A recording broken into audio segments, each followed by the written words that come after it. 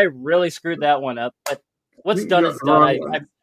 I created the opening credits for it, but for whatever reason, I forgot to upload it. Do you want to start again? No, I'd say that we're good. So All welcome right. to Dangerous Thoughts. Dangerous Thoughts. God dang. You're having a we good night start tonight. over. Well, technically Trek is saying it's the holidays. Happy Thanksgiving to everyone here in America. I am your host, Happy Dave Thanksgiving Prime. to you. Yeah, and I'm Canadian, so we had ours already last month, but yeah, it's saying so. Phil over there on my right, your left, or whatever. Saying he's filling in tonight. Katie's not feeling that great, and saying so. Hopefully, Dr. Tiana's taking good care of her. But okay. other than that little faux pas, what's going on with you, Phil? It's been kind of a dull week for me, so not a whole lot. As you can see, my injuries cleared up, which is probably a good thing. You can hardly tell I had anything happen. I took a bad fall, for those watching, about 2 weeks ago, and my whole right or left side of my face was just a whole bloody mess for a while. So other than the fact I still have a bit of chest pain, I'm doing a lot better. But otherwise I'm pretty much status quo. I'm starting some new live streams coming up on my channel. So if anybody wants to, I'm an artist, as you can tell. So I do a lot of art and cartooning. So if anybody wants to come over, it's Chandler Arts and Phil Chandler Arts on Instagram. You can see some of my stuff there. But I'm going to start doing more live streaming here, Instagram and TikTok. I'll try for a little while, but. Yeah, I'd say TikTok, that's an interesting beast, to say the least. To say that especially when you're trying to, you want to watch friend videos, but it always throws up random stuff that you don't even follow this person. Oh, yeah. That's true, too. It's just, at least with Instagram and the others, it works okay. But anywho's, as saying, a big thanks always goes out to Mono Inti and Tyson Strasberg for their weekly podcast, Dangerous Thoughts, which for some reason I thought we were hosting that. Say they're on YouTube on Sundays at 6 p.m. Pacific, 9 Eastern. You can find all the links at dangerousthoughts.show, which starting next week, I'll be putting links down below in the YouTube description for that. Say Katie has been writing a bunch of blogs, a lot of great, interesting blogs. So be sure and give those. I should check that. Yeah. But yeah, so it's hard to believe that after tonight's episode of Gods and Angels, which I initially made the goof of Gods and God and Angles. Like, God, I'm just It is Angles. It is Angles. It's yes. My brain's already thinking vacation. So. It's Gods and Angles. Gods and Angles. Yeah, I called it Angels on the original graphic. Like, whoops. Yeah, saying, and happy Thanksgiving, Jeff and Mala. Yeah. Oh, Mala. Hello, Mala. I have the screen filled, so I'm missing the side comments. Thank you, Mala. I am. Yeah, I've sorry, it was this side. Yeah, you can hardly tell I was injured now. Yeah, you can. Yeah, it's cleared up really well for you. Yeah, there we go. Open this up so you can see. But yeah, saying after this episode, there's only 3 left in the series. Yeah. But hopefully, podcasts like this, people talking about it, saying we want more. That either A, they'll go the way of Prodigy and go over to Netflix and get a full series. If not, with Section 31 coming up in just under 2 months, maybe we can get a Lower Decks feature-length episode / movie / whatever, which I think could work. Because again, I don't know how the season's going to end, because it was not designed to be a series finale. McMahon was fully intending on going season 6, season 7, season 9. Paramount said, nope, no can do, don't want to do it anymore, which again sucks. Yeah, it really does. But so we got the Cerritos being ground zero for diplomatic talks between sentient spheres and cubes, as well as a rebellious demigod. And so sorry, Katie. There's going to be a lot of TOS type conversations in this one tonight because There's a lot of TOS references. Well, there's a few. I Adonis, shouldn't say a lot, but there is. Yeah. who mourns for Adonis? And hopefully everyone's viewed the episode because there's also probably going to be loads of spoilers. So. Yeah, but I already have seen some screenshots from next week's episode. So, good. I could change my lighting at that point. Now it's red. And he was my remote. Say, plug your ears, Katie. Say, Rutherford's growing a beard. Okay, okay, you're good, Katie. Spoiler over. But yeah, what are some of your opening thoughts about the episode? Hopefully, we'll get a couple of participants. It was good. I enjoyed it. There's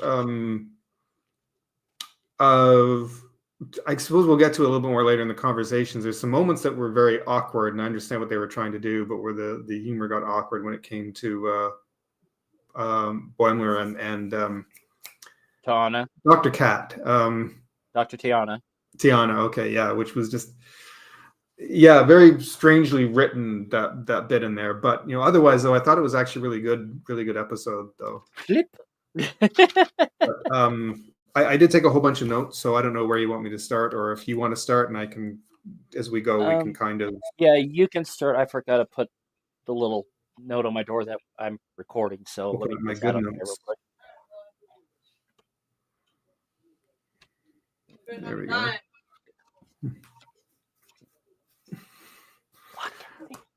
There was a lot of little in the dialogue, and they do this a lot anyways, but especially there in a few points at the beginning, a little you had to listen to the dialogue because there was stuff that was going out so quickly, little gags. Just or little funny little things in what they were saying. Especially right at the beginning, the opening conversation. There was I wrote in at 2:36, but right at in the opening music, there was as soon as the opening shot. I'm sure that was a few little cue notes from the motion picture. I didn't pick up on that, but I wouldn't be surprised based on like opening shot of the ship. And I went, "That's the motion picture music again." I'm pretty sure, or it's supposed to sound a little bit like it. But yeah. And they did a lot of James Horner cues with the previous episode as well. So yes, yeah, they tend to be doing that quite a bit. But the little dialogue down as they were going down the hall, and it's just the lines are coming out really quick. And she talk about the orbs and the squares, and they're complaining about the angles. Do you know how many angles there are in a starship? and same, but the Cerritos corridors are tame compared to the angles on the Enterprise D with the. For sure. It said something about when they first talked about I'm so bad with names. The new character who's going to be the Ollie. Ollie, and she said something about congregating with morals and mortals and Ransom, Commander Ransom, just sort of chuckled and went, "Oh yeah, I've been there." His attitude and his arrogance, he kind of dropped. Yeah. But it was little things like that they kind of threw in that kind of made me. I had to stop and go back and re-listen to some of it. Even on my second viewing, I was like, "Wait, what?" And I had to rewind it a couple of points. But yeah, same. One thing I personally need to do better. I need to actually start writing notes on the first viewing, and then the second viewing, and the third viewing. Today, I just ran out of time to properly take notes for this episode, so that's my fault. Bad host.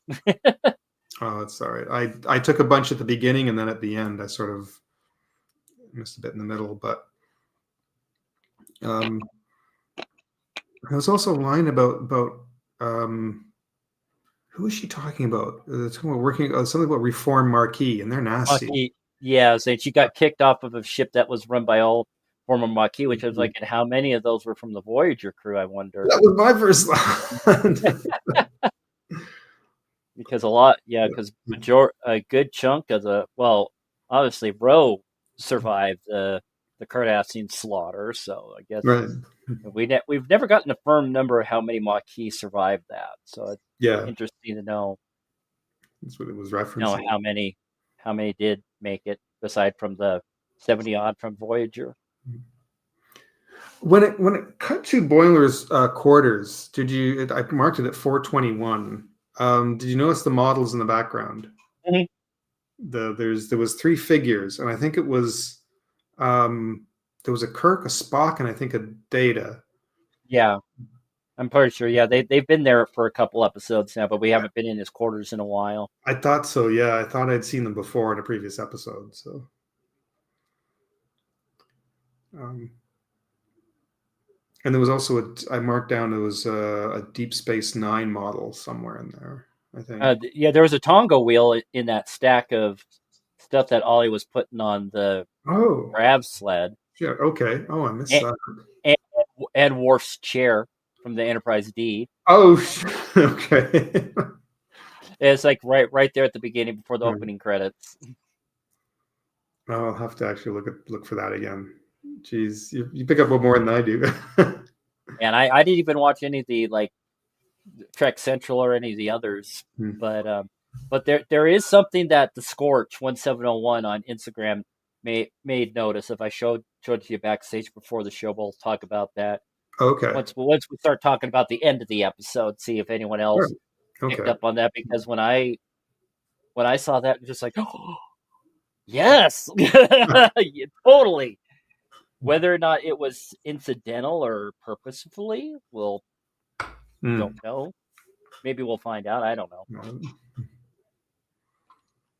But I don't but want yeah, to jump too far ahead, but yeah, but not just Rutherford, but Tendi later on in the episode, like Boyne was acting like saying, "How do you know it's from?" I love how they're referring to the alternate Boimler as Beard Boimler, right. which it makes sense. It works. Just say alt instead of alt Brad or 327 Brad. See, I'm still wondering if we're going to be seeing them again here in these next three episodes. Yeah, based on some of the screen grabs for next week, not sure. Next week, okay. Yeah, I haven't seen any. I haven't watched any previews in that for next week, or I've seen anything well, yet. So I don't want to. Yeah. well, yeah, well, Katie will love you for that. So, Oh yeah. but say nobody else is coming on. Hmm. I haven't even gotten a text back from Tyson, just like, "Hey, we're on, the show's on." Oh yeah. But No. also at the very beginning of the episode, there was is probably the same character. She's been on there a few times, where she's got the Geordie visor. Oh yeah, I've seen somebody go by. Yeah, yeah. He's got one of those. Sorry, Again with the geez. writing, the little gags that keep coming up when they all kind of. Boimler has a like an iPad that's from the alternate version that he snuck on, and Mm. they all the way they keep making the same. Oh yeah, it's a little bit thicker, and he says, and it's red And too. it's red. Yeah. Yeah, but like, yeah, only Rutherford would notice that the thickness of it, like, was it like 3.7%. yeah, just like It was three, like, or it's a just little bit thicker, but really, he was like really specific. 3.7%. or is it 3.7 millimeters, Or something like that. Yeah, yeah, 3.7. I wrote 3.7% deeper, but yeah, my yeah, it's but when let's see, let's look at my notes here again, hmm. and say, of course, yeah, Rutherford being all joking and stuff and saying, "What was it? Oh, we got a real Ronald B. Moore here." Oh, I even missed that one. Oh yeah, that goes back way back to season 2 of Next Generation, when Joe Piscopo played the comic, which was called Ronald B. Moore, which is one of the back Holy smokes. one of the producers backstage for the Yeah. show. I think visual arts or something along those lines. I should have wrote that part down, but I didn't. So on me. But yeah, Yeah. it's yeah. But when it comes to Ollie, I was saying there's definitely stupid allergies. Gotta love them. Saying she definitely exhibits a lot of the characteristics that Mariner had back in season 1 of Lower Decks. She is rebellious, outspoken. She's always getting thrown into the brig, Right. and saying Yeah. she's intentionally self sabotaging herself to get kicked off. Mm. And Ollie's doing a lot of the same things. And but say Captain Freeman, she's ready to just like you're saying, she's been on 6 ships. She kept on getting kicked off. The last ship she was on was a whole bunch of former Maquis, which I mean, Right. and they're you think they're running around with a few wires loose in their head, and if she can't fit in there, how does she fit on the Cerritos? Yeah. So, but Mariner unceremoniously took it upon herself to kind of nurture her a little bit and see if maybe that she can do something to. I'm wondering if she was supposed to be like I know it's ending and they had wanted to continue the show, but if she's going to be a new character, like if she's going to be on next week. I was sort Oh, of hoping she is. She would be. It'd be kind of a nice little, to throw in a new character. yeah. Jeff made a comment about when we were talking about the And it's pad red. set. Yeah, it's red. Oh yeah. Actually, I have a quick question. Because I tried to spend a bit of time looking this up and I kind of ran out of time. But when they're first talking about it and they're going down the hall, and she says, didn't like Kurt kick his ass and now he's like one with the wind or something like Yeah, that. And yeah. There. so I went to look for that. I even watched the ending of that episode, was waiting for reference because it's not in that episode, it's not Zeus, it's Apollo. Mhm. It's in the TOS episode. And I was waiting for maybe a reference or to say something about that, and I didn't. I didn't catch anything. I even tried to Google it, and I didn't hear anything. So I don't know if there was a reference to something in that original episode, and I missed it, or Yeah, I just ran out of time to try and do some further digging on that. Same because last week, well, actually, even during the show last week, I was not feeling 100%, and plus we had another mm. wicked storm blow through. Say, hey, Zach, thanks for hopping in. I'm sure you're Let's probably say hi, at the Zach. office. Hmm. Yeah, he's at the office. Oh, But yeah, see, I was pushing pretty hard the last couple of days to make up some of the money I lost for because I was like, if you know, you know. mhm. I It felt like I was prepping for a colonoscopy. Oh, okay, yep. I know a little I TMI there, but yeah, if you've had a I colonoscopy, know that all yeah, too well. I've had 3 of them. Yeah, so that's yeah, yeah. I had my first about 2 years ago, so Mm. Mm. Is it yeah, 5 or 10 years you get them it, now? I I think they're still suggesting 10, but they said start at 45 instead of 50. Thanks for reminding me of colonoscopies. I hate them. I hate them too. We all. I was 17 when I got mine. What? That's Horrible. still young. Yeah. There Were must you have been at risk Bowel or issues. something? Yeah, Oh, out risk for colon cancer. right. Mm-hmm. Yeah, because it's you usually don't need to start those until you're in your 40s. So At least 40s. Yep. Yeah, Unless yeah, you're at risk. yeah. See, I'm not Not sure. fun. Yeah, mine came up clean, so yay. We'll leave it at that's that. good. Yeah. But kind of steering in that direction when Ollie and Mariner go to Quadrilon's quarters to go help him out and stuff. I mean, the place is completely trashed, and I the had only a thing, feeling I knew what happened at that moment. I oh was like, I think this is I didn't know between what 2 characters, but I didn't think it had been trashed by somebody. I kind of had a feeling. I thought they've done something in I thought it was maybe 2 cubes, but I didn't think it was a cube in an orb. But I thought this is something between 2 cubes. They've done something here. Yeah, but of course it kind of pertained to it at the end of the episode, but that residue left on the wall, you think it was one thing, and then Ollie's like, "Ooh, I touched that! Ew!" Yeah. It's just like, but I guess the gestation period is relatively snap for them for that. So just I'll tell you why that made me think of that is because I used to watch 2.5 Men with my dad years ago, and there was an episode where they went into what's his name before he left the show, before he lost his marbles and left the show. Martin Sheen. Martin Sheen.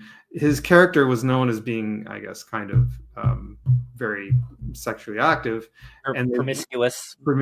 And they went into his room with like a blue light and they switched it off, and everywhere on the walls and everything was all glowing. So it was like all a complete mess. And that moment when they went in there and I saw the mess on the wall and the thing, and that moment of that episode, Charlie, thank you. Yeah, I couldn't think of it. Remember the actor's name, but not the character's name. Yeah, the character's name, yeah. But that moment flashed through my head, and that's why I went, this hasn't been ransacked in the way we're thinking.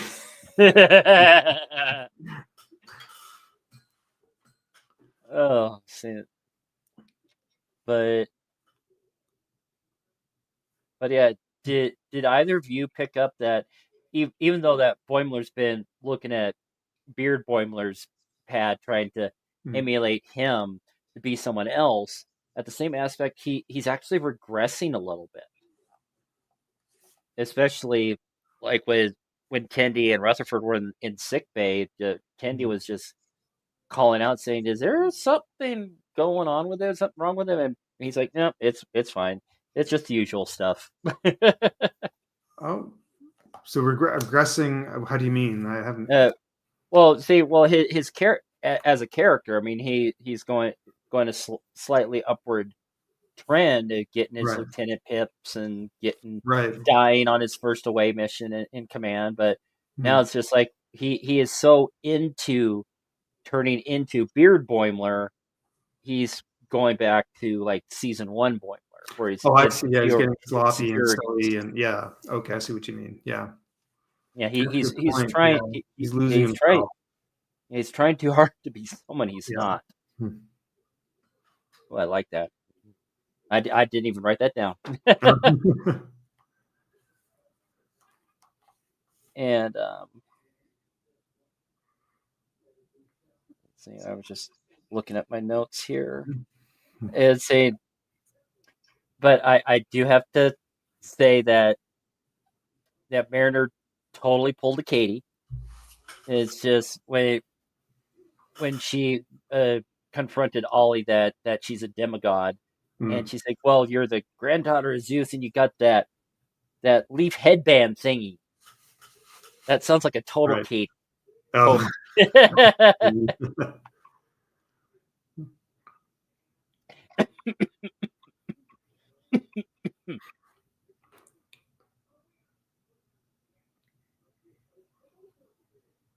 Okay. Yeah, even when she says, "No, I don't have any powers," in the back of my head, I'm going, "Yes, you do, and you're totally going to use it before this episode's up." Of course, you're either lying or you don't realize you have them. But I thought, yeah, and the little sound effect as the little lightning bolt she produced just went limp. It just like, oh yeah, and it just threw it away. It just like squeaked away like a squeaky toy. Oh yeah, when it bounced.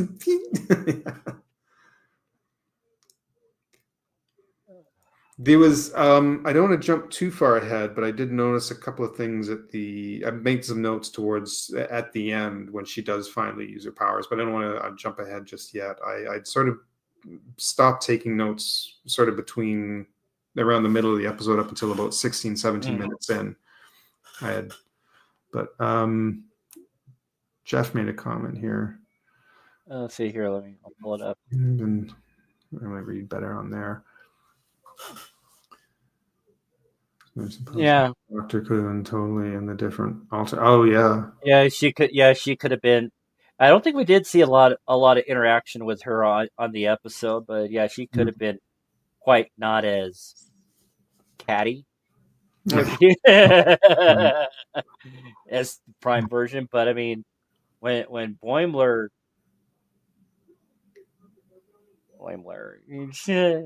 That just was awkward, so odd. Like it was. Part of me was like, this is almost feeling kind of out of character. It's a little over. Like what's he doing? Like he's trying too hard. And I thought this is. exactly. I don't know if it was just in the writing or what, but it was very. Yeah, it was a very.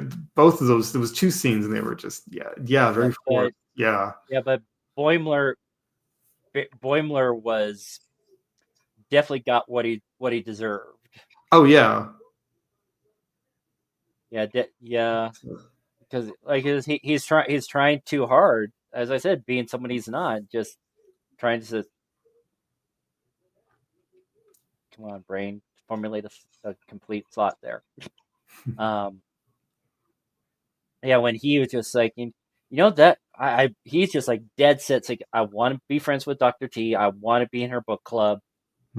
I'd have to cuss at her like she cusses at everybody else, but I think some of the words that he said, you do not refer to a cat. You do not refer to a cat as a female dog. Yeah. I'm not sure if saying the word would get flagged on YouTube or something like that. I was just like, say, because I mean, you could just the way the sentence read, and I had the closed captioning, and even though it's had the bleeps and all that, they're just like, what's up with you? And she's like, what did you say? It's just like, yeah. Then she just like, how about this? And it's like, God, she just goes all WWE on him. But he was. The funny thing is that it was, and this is what I think he kind of missed, was that happened in the alternate universe just because it just kind of happened that way. It wasn't. They didn't try to force into it. He's trying to make something happen that's maybe not meant to be in this universe or not meant to be yet, and he's trying to induce it as opposed to just letting things happen naturally as they're going to happen in his. There's a whole thing with the beard and everything else, right? He's trying to induce something that's not. Which definitely, yeah. And then that kind of brings up another thing, which we'll mention later. But I think never mind. I think I already mentioned that. So don't want to make Katie have to plug her ears or send me hate messages.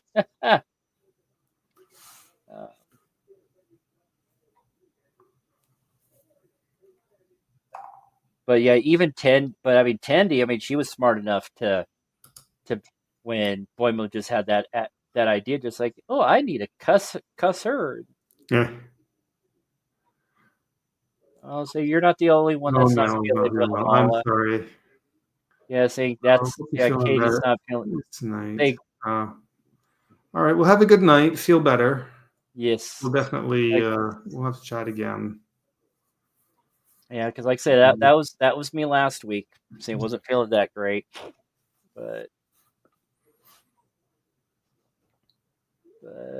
yeah.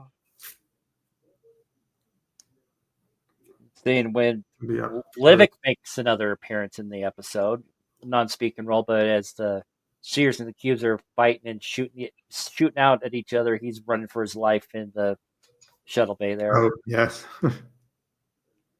Livik. Oh yeah, when they started, that was a kind of note I made here when they started fighting.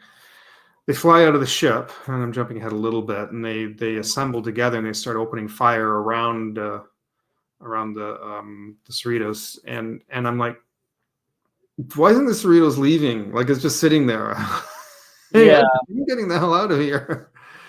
But they're just that's a good point. I mean, they got helm control. They could just like drop down, move over, or just pull back. There's many different directions they could have done that. They could have just but I'm going to bring this up because this was something I wrote that I was with two little things. Is what was her name again? Tolly, the new girl. Kendi? No, the new one. Ollie. The god Ollie, is it? Olly. Ollie? I Yeah. couldn't tell once. I couldn't tell once he said Tolly, and then it was a Holly, and something. So I wasn't hearing it right. But Ollie. yeah, she the one thing you notice that when she starts to use her powers is only I saw this because I just happened to tune into the last little bit of I watched a little bit of the ending of the TOS episode of Apollo. The effects coming out of her finger are the same as Apollo uses in the TOS episode. If you look at what comes out of his finger, the way it's animated, it's the same. In fact, it comes out white. So because Apollo, it's white when it comes out. Hers comes out white at the beginning and then changes colors as she's shooting the orbs and cubes. But the animated effect is the same. But I was fully expecting her to grow giant. As she floats up into the air, I don't know if she increases in size, but I was really sort of thought she was going to like grow giant. And she didn't. I was a little disappointed, but actually, I didn't even think of that. Because that's what I was instantly. I thought, well, she's going to grow giant, and I just like Apollo did in the end of the episode, and she didn't. But she floats up into the air, but she didn't. I was a little disappointed. She didn't.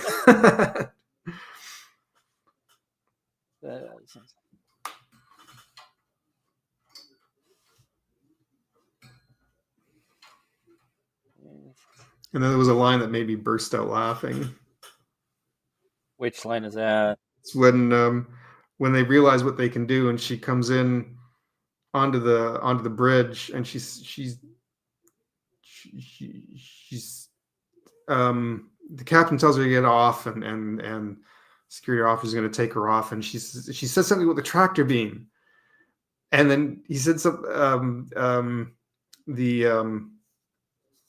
security officer is like, tractor beams for tractoring. Yeah. But Billups though, I mean, when the Mariner and Ollie were just like, sometimes you gotta shit the sheets and change them, and Billups is like, that's disgusting. That's a disgusting metaphor.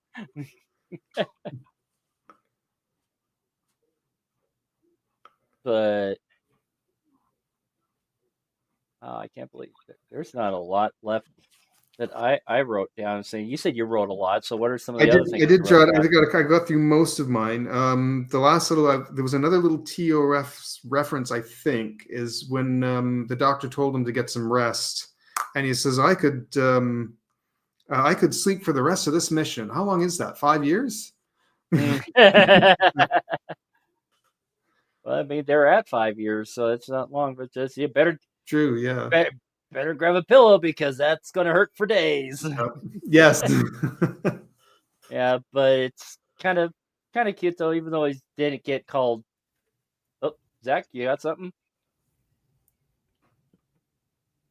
Oh, I was gonna say, sounds like some interstellar shit. I have yet to watch this episode, but this is gonna be awesome. Oh, yeah, it's pretty crazy because you just got a whole bunch of. It's a total Romeo and Juliet type of story. Yes. Yeah, the ending. I was wondering too when they showed them coming together. I thought I'd been racking my brain because other than Romeo and Juliet, I've seen that kind of ending before, and I couldn't think. And that's the other thing that crossed my mind too is Spoiler. Having two different shapes fighting with each other. And now, hey, there he is. How you doing? I'm home. Woohoo! Maybe because of the holiday, or? Oh, I just worked. I worked overtime the last couple of weeks. That's why. Yeah. So when I'm done with this show tonight, I'm going downstairs making cranberry sauce. Oh, nice. But apparently, I don't have to make anything. It's pretty easy to make. I just gotta boil some cranberries and orange juice and orange marmalade. But there are some people that aren't keen. There are some people that aren't keen on actual homemade, so they asked for the canned variety. Oh man, throw that shit away. Yeah, but they don't like the stems or in seeds. You can pick out the seeds. Yeah, that requires or work. blend it, or you just blend it and no seeds. Yeah, It's all blended in there. But keeping the seeds in there, it's more natural. Yeah.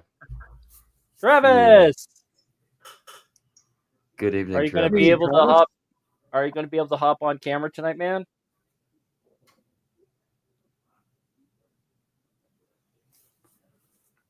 Sarcastic focus. There, of course, yeah. YouTube, there's a bit of a delay, so.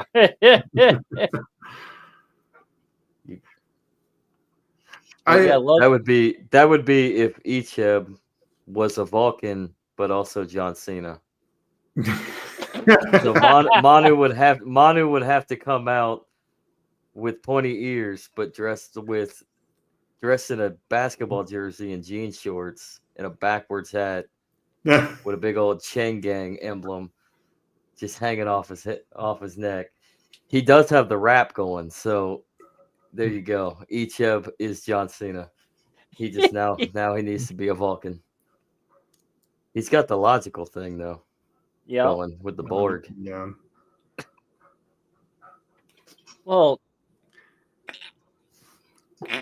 And yes, Manu, if you're watching or do watch, I am shit talking. Peace, brother. Love you. My brain's still trying to formulate it, but like one of the Oh, is it? Go ahead. What was that, Phil? Oh, I was gonna. No, you go ahead. I'll come back to it in a minute. There was a point I was gonna bring up, but you go first. No. Yeah, Icheb's still alive because the version of Icheb that Seven killed was a Section 31 clone, which means they should bring back Manu. Yeah. Well, he's got a thing. Yeah. Well, he's got a campaign going on his Facebook to bring back Icheb. So yeah, bring back Icheb, the real Icheb, not anybody, no bullshit, no new people, the actual Icheb. Oh yeah, definitely hop in, Travis, because I mean with Katie out sick, Tyson MIA, just don't have anyone else really, and Zach, he hasn't been able to watch the episode yet, so love to get another perspective, another perspective on the episode before we talk about the big drop that I found out on Instagram about at the end of the episode. Oh yeah.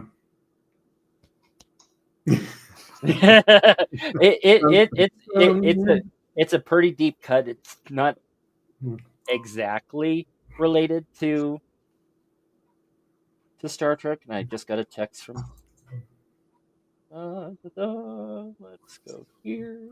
One thing that did kind of run through my mind, but I mean, Star Trek as a whole, especially in Next Gen, was replete with episodes of having two opposing, whether civilizations or groups or whatever, and coming on ship to kind of negotiate and talk, and it's always butting heads, and it's replete with that. But having the circle and the cube, and it's just sort of these two opposing shapes. I don't know why it threw me back. Maybe it's because there were so many TOS references to the episode of having the two. Oh, so one with one was white and black on one side, and the other was reversed. But that was more sort of a race-related kind of thing. That was with what's his name, Frank Gorshin, I think his name was. Who was the Riddler in the old series? Yeah, Frank Gorshin. Gorshin, yeah. Yeah, I just texted Travis the link, so he'll be popping in on his phone here in a minute. All right, okay. It's amazing from what I've watched of Lower Decks how many references to TOS there is. Yeah, Travis. Which is great. Hey, sorry your future husband's not here tonight. Perish the thought. I mean, I know. I always he's out there. He's out there. He's always in my thoughts. He's probably out there cheating. Tyson, man, Oh, you son of a well, bitch. well, he'll get a spanking. He'll get a spanking for that. Oh And I don't damn! mean the belt. I mean You the hear round. that? You hear that, Tyson? You just made him. You just made Tyson. I don't even. He's not even here. I already know he's smiling wherever he's at. Ooh, Honestly, Hello, Benson. maybe that's on his wish as list. the only straight white male here, I feel comfortable. Oh, I will have to say that. no, well, Phil's Oh, straight too. Oh well, Phil straight. What? Hey, What? No, hey, wait. look, you got two Why? gays and two That's straights. Dave, how long have you known me? now I feel even more. Now I feel I- uncomfortable. My brain's in another time zone. I'm sorry. What Are the? you? Wait, are you straight? No. My brain is just totally discombobulated today. It's okay, Dave. It's the holidays for us here in Yeah. the States. You know. Wait, I got too much on my become a- mind. You're becoming straight, Dave? No. Oh man. Dave would be more We- straight as I would if I was, in the, Deborah Cox video screaming.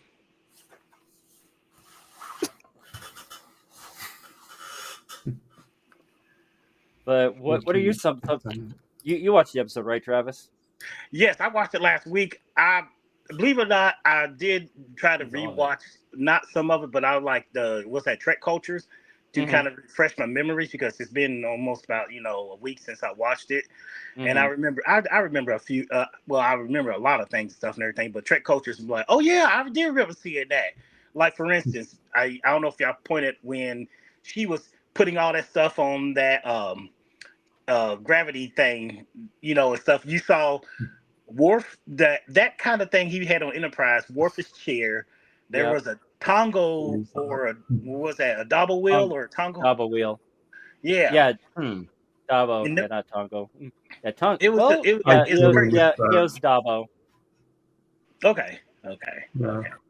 But one thing that cracked me up, and this show never fails. They always do something to make Boimler the boob of the show. He got a lightning bolt shoved up his asshole. She's not making it all. No, I don't want to say for her, but I mean, it's like, wow. Talk about where the light doesn't shine. It's like, woo, he got a lightning bolt up there between, the old booty cheeks, I should say. And I was like, why would they write this? This is and then Comedy. they Comedy named gold. they named a procedure after Tiana about Boimler getting it because nothing has ever like that has happened. Yeah. I'm like, how in the world? This show is just it's funny, but it's just like make you just like shake your head like, oh my god. Yeah, but all like the little pieces that she was pulling out, and then of course to get the little, I forget what movie that kind of references, where it's just kind of like patting the sweat off her face as she's doing the procedure, and it's all. Yep. It was interesting the way they revealed that too, because you had no idea what they were doing. I thought they were trying to find some technology or something, and then you realize no, they're just operating to take this out of Boimler.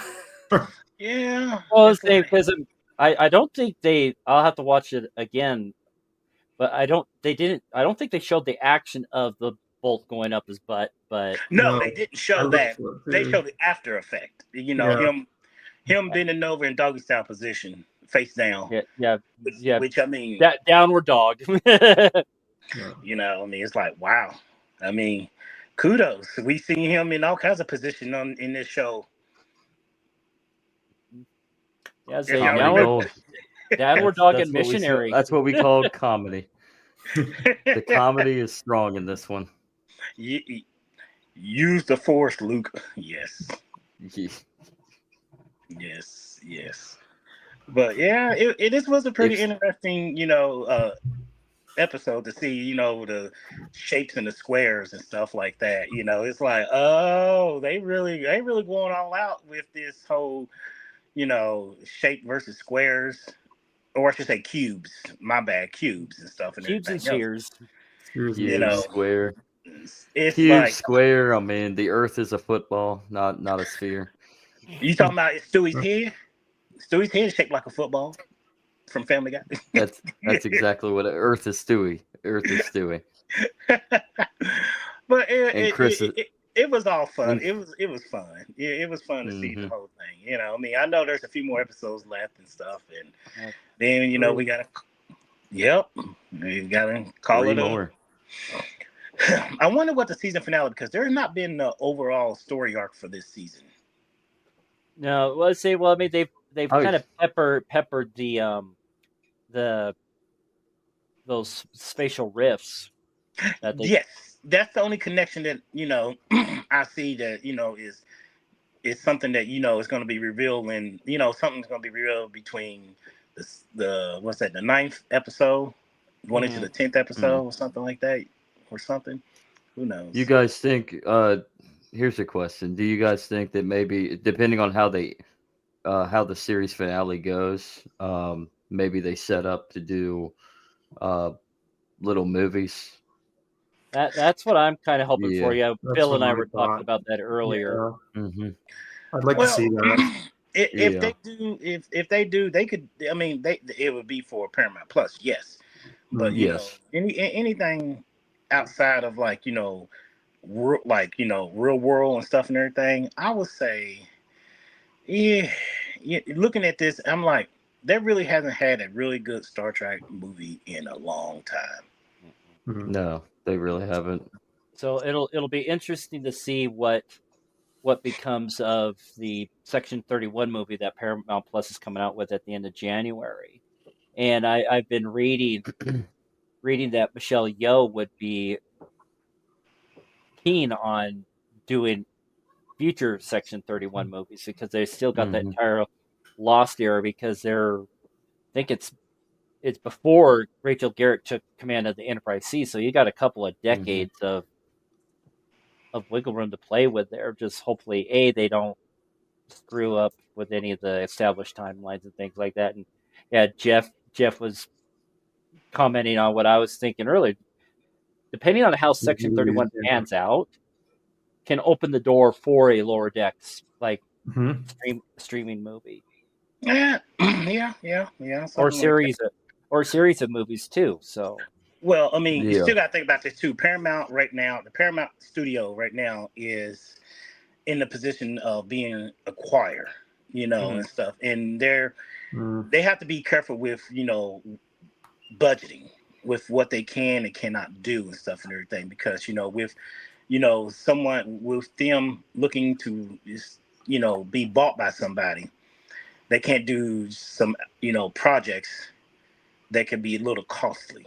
It would turn possibly investors or some potential buyer off and stuff and everything. So they got to be very careful, because I think their doors to open for somebody to buy Paramount, and stuff. But they have to be careful at what projects get greenlit, especially for Paramount Plus, because apparently Paramount Plus has been kind of a drain on Paramount, the whole Paramount Studio as a whole and stuff.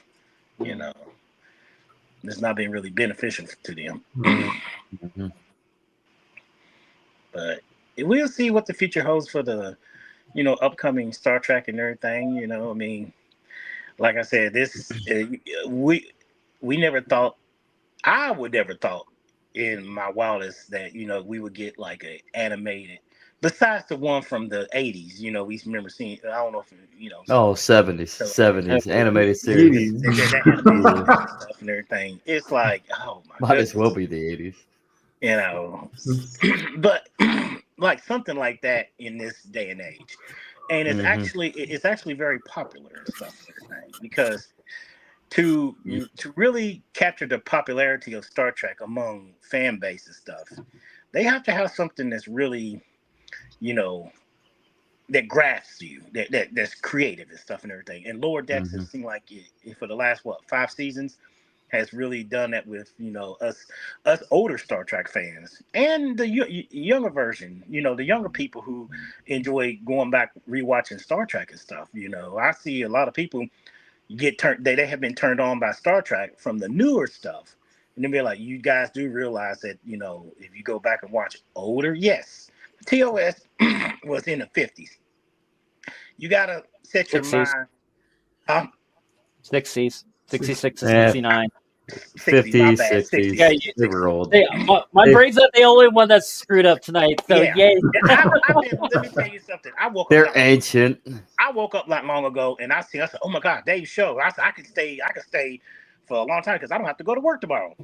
But let me Nice. tell you, it's so good and refreshing to know that younger people that are younger than us are appreciating the nostalgic of what came when we was growing up, even before we was around and stuff, And it's like, look, practical effects and stuff and everything else versus these CGIs and stuff and everything, because people get so used to CGI that when they look back at older stuff, they be like, oh, they get the It's cringe in their cringy. mouth, and they be like, Yeah. look, put that aside.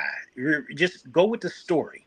Don't worry about what the practical effect look kind of grimy and all the other stuff and everything. When you start getting into TNG into the 80s and going into the 90s and stuff, then you start seeing that, oh wow, they really have done like even in the movies, practical effects was pretty good and stuff and everything. But a lot of people, and I hear a lot of the young people talk about seeing stuff from Star Trek like, oh, they have that cringe in their mouth. Like, look, you guys will understand there's a really good storytelling if you guys give it a chance without looking at it from a not millennial but like this spoiled way of technological look at CGI, because people have become so used of seeing CGI versus stuff we grew up with practical effects, and it's like Sure. Star Trek has been Yeah. around for a long time, and yes, there are times you be like, of course, the TOS. We look back at it, and people are like, "Oh my God, that's what that's what they did. That's what they were working with in the '60s and stuff and everything." They didn't have the technology now that you see, and everything else. Like, for instance, talking about when the Enterprise, I forgot what episode it was, but y'all remember it because it's basically her grandfather, or you're not a grandfather, but like I guess it was her relative.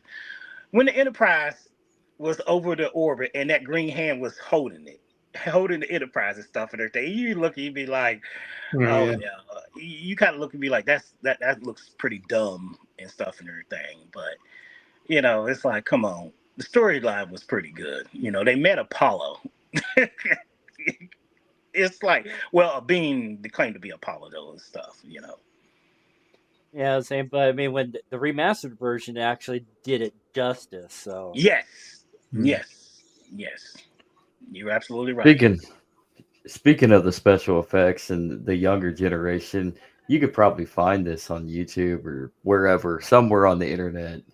But like, I think it's season 6, episode 1 of Reading Rainbow, where LeVar, uh, I forgot LeVar his last Burton. name, Burton, Burton.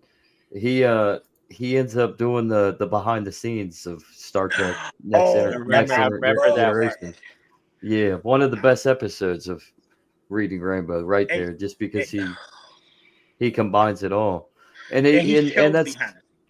hmm Oh and he God. shows right behind. He shows everything that they do with the movie magic that they use, because you all the special effects that they were able to do without the CGI that we have now.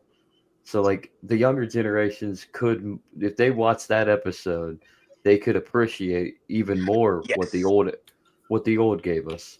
So Yes. Oh yes, absolutely. When LeVar Burton did that particular Reading Rainbow, I was just fascinated. I was already fascinated by Reading Rainbow as a kid, but oh when yeah, when Reading he Rainbow did was great.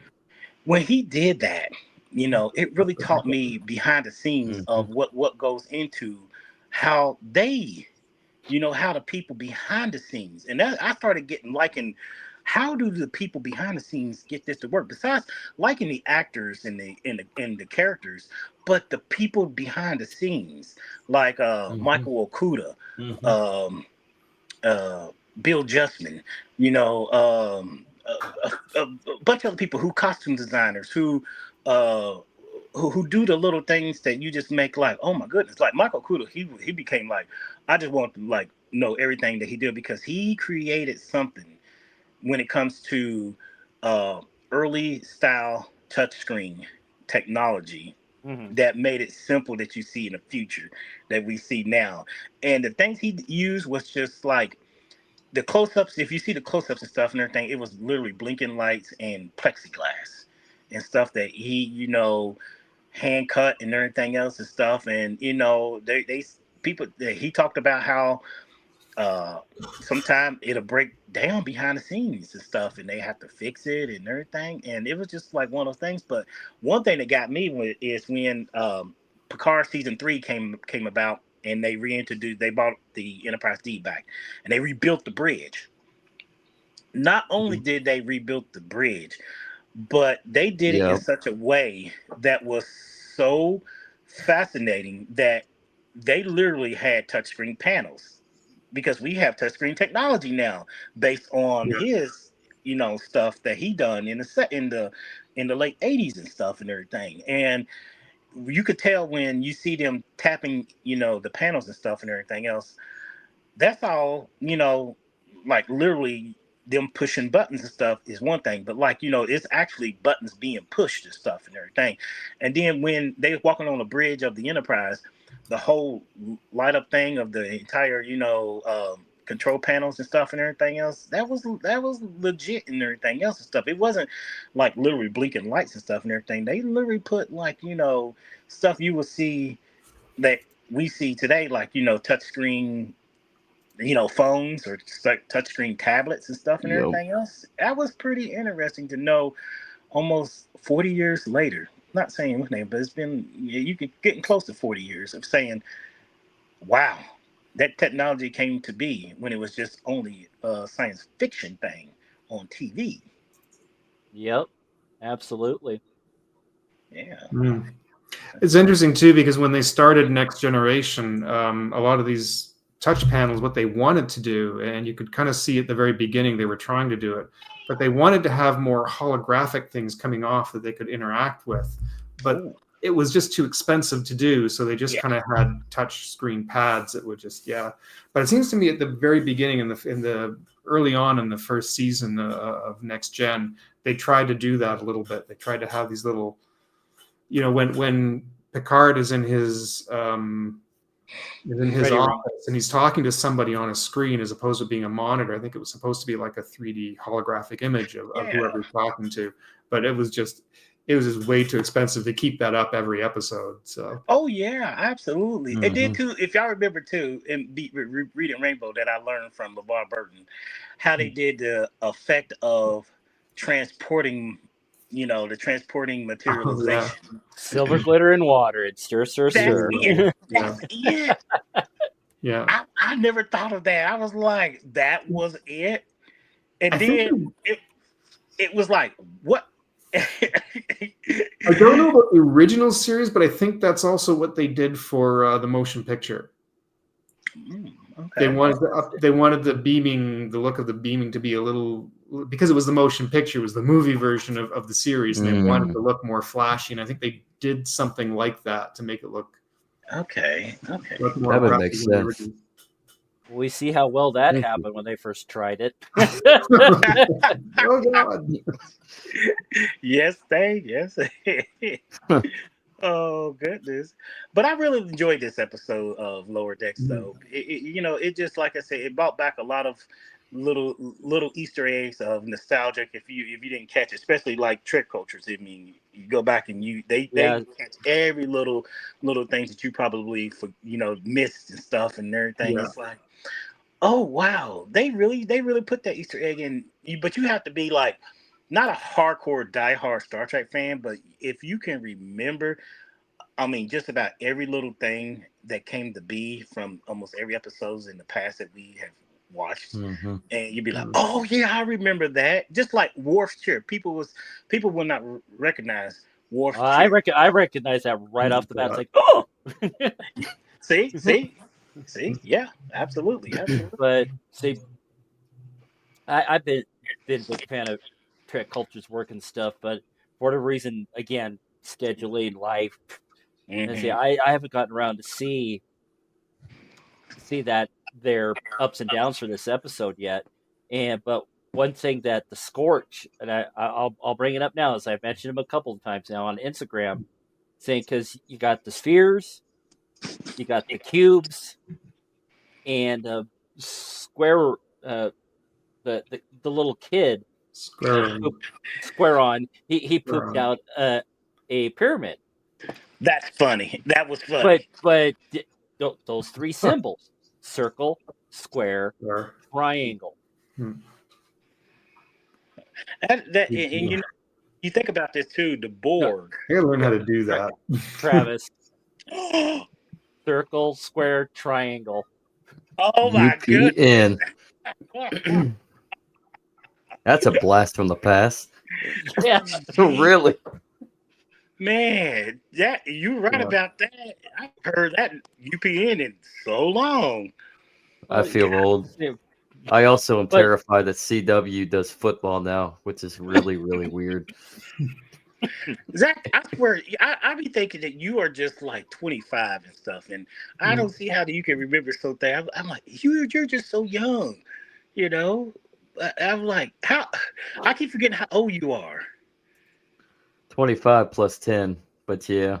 Oh. There's things that I don't remember, obviously, because I was a kid in the 90s. But one thing I do know is UPN, and then UPN and WB decided to join up. It's like, you just ruined it, man. Because, like, I remember as a kid, like, coming home after school watching, like, WB Kids, like Animaniacs and Pinky the Brain and all that. And then all of a sudden you switched up and combined with UPN, and then you got a bunch of lame shows now on CW. There's some decent stuff that have come out on CW. Yeah. Not really though. And then of course now they got like AAC, the American Athletic Conference, and ACC football now, and it's speaking of media effects, we're talking, you watch these football games and it's like a blast from the past, just the way that the lighting is with the camera. It looks horrible. Like they're not ready. They're not ready for live anything. Yeah, but they are ready. They are better than Netflix though with live. Yeah, I heard about the Tyson fight, and it's just like, oi. They better get prepared, man, because Christmas Day they got, I think, 3 or 4 NFL games, so we'll see. I just remember too, like when was it UPN that had Voyager? It was started Voyager, or was it Voyager? Yeah, Voyager, because I remember TNG and DS9 was all syndicated, and it was like, through your local Fox affiliate. I remember. You have to go to Fox. Voyager came, and then after that, Enterprise. So I do remember. I remember, always making sure that I had my TV guy, and making sure I, know that Voyager and stuff was like that. We're gonna be on everything during those days of UPN. Wow. So, what are the UPN? I mean, there's some UPN shows that I actually really like that for whatever reason. Paramount Plus. I mean, it's a Paramount property. Why don't they have it as a streaming option? Because they got all these other. They should. It's like Nowhere Man with Captain Pike from the Kelvin timeline. They've Bruce Greenwood. I think too, it has to do with something about like licensing, or like they license some of their shows. It was developed under their umbrella, but they had probably licensed the show out to, say, a Max or something like Netflix or something like that, because I think South Park. If y'all know South Park, it's on Max, but yet you can't find it on Paramount, which Paramount owns Comedy Central, and you can't Well, really you can't. Well, You there's got some. the You got you got the specials. Those are Paramount Plus, but other than that, you can't find South Park on Paramount. exactly. You don't have that because Yeah. they license Paramount licensed that out to Warner Brothers, which is Max and stuff and everything else for a X number of years. After that, so-called thing is up and stuff, they might just say, hey, look, we appreciate it being on y'all streaming services, but we gonna reclaim our property back so it can be back on Paramount, so it'll be on Paramount Plus and stuff, because a lot of people feel like, oh yeah, Comedy Central and everything, but you don't find it on Comedy Central or Paramount Plus and stuff and everything. So it's all about who they license their property out to and stuff and everything. And I know also too, UPN, they were a big factor of bringing a lot of black shows to the air in the 90s, in the 2000s. Moesha pops in my head immediately when you mentioned that. Yes. And then their spin-off show too that they had and stuff like that. That's one and stuff. But yeah, they was. Then you got Hanging with Mr. Cooper. Oh my God, I haven't even heard that. That's the name forever. Yeah. Oh, let me throw out a couple the other UPN shows. Great show, man. I mentioned Nowhere Man. The Sentinel. Jeff made a comment here too. Did you put up Jeff's comment, or I don't know if you? No, I have not. It's about saying so. Yeah, well, yeah. Well, say I mean, there's been talk about bring back Jeffrey Combs. That man was just a man. Yeah, he really was a man of many different faces. Oh gosh, literally. Season 3. Absolutely, he was. He was great. Honestly, like he was the best. What was that? That was what my was thought. The Andorian's the criminal that he played in Enterprise. He played Commander Strand. Yep. That's what made Enterprise right there, man. If Jeffrey Combs wasn't on there, Enterprise probably, I don't know, something about Enterprise. I liked the way that they go back and kind of rehash some things that they couldn't really expand upon for TOS and even TNG. But Pink skin. Pink skin.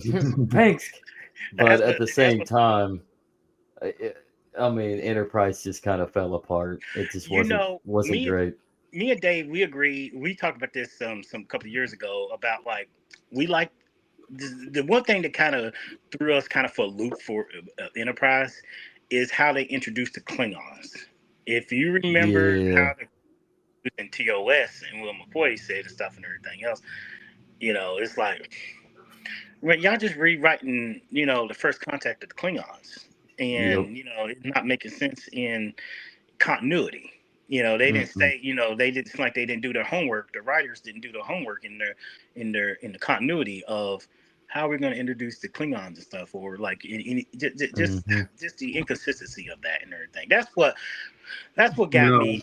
In the first season, it started out very slow though, but it really started picking up to me.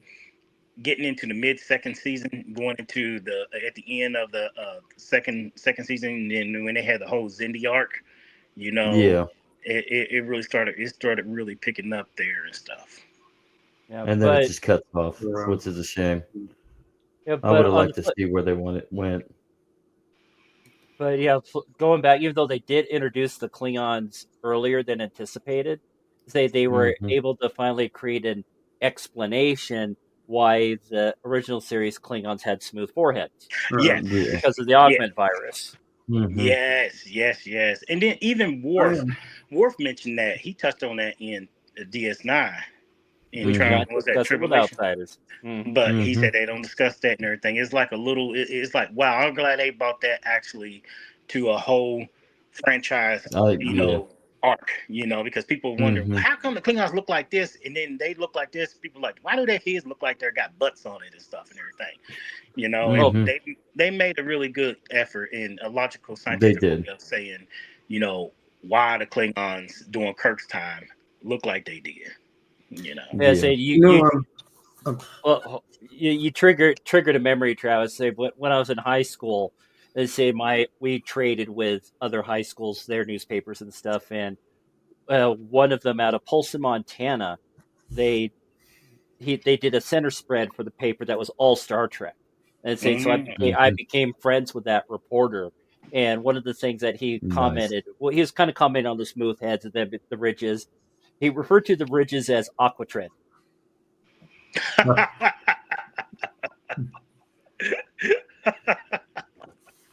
They got aquatread. Oh my goodness, that is a good one. That's a good one. So if Seth, if you're watching, hello. Phil, you got something to say? I'm sorry, I hear you. Well, it just reminded me of something, because back many moons ago, before there were all these Trek series and before Enterprise, and I hung out with a lot of good friends who were big Trekkers, and at the time, a lot of them used to read a lot of the novelizations and whatnot that would come out, and there had been a whole canon that had been explained in the books. If you were more of a book nerd and you had read how stuff that would happen before Kirk's time and what happened after and before TNG, and for a lot of my friends, that was the canon. And then when Enterprise came in and they introduced the Klingons, I remember a couple in particular just having a fit and just being really like, that's not how the Klingons were introduced. That's not. And the captain before Kirk was Captain April, and it was the design of the Enterprise was it was just cool. I mean, when they kind of rewrote the canon for television and they went way off the novelizations, that was just and it's like they don't take fans they like to underestimate their fans fan base understanding of what they created and stuff, and they think fans are naive and stupid and stuff and everything. And it's like no, fans will catch on quickly if you do something.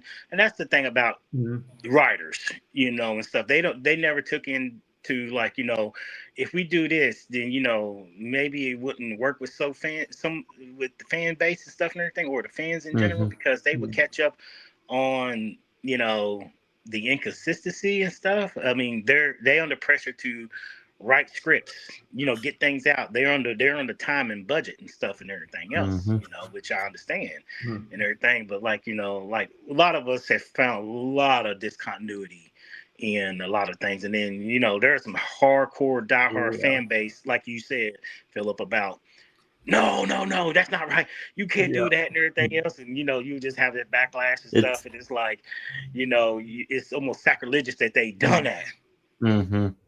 Well, I mean, why not use the novels, right? I mean, why not bring that part of the canon? And I mean, don't ignore things. But I will say, at least when it comes to Star Trek, they've kind of, it seems to me that they're coming to terms that the fans want what they want, and they know exactly what needs to be shown.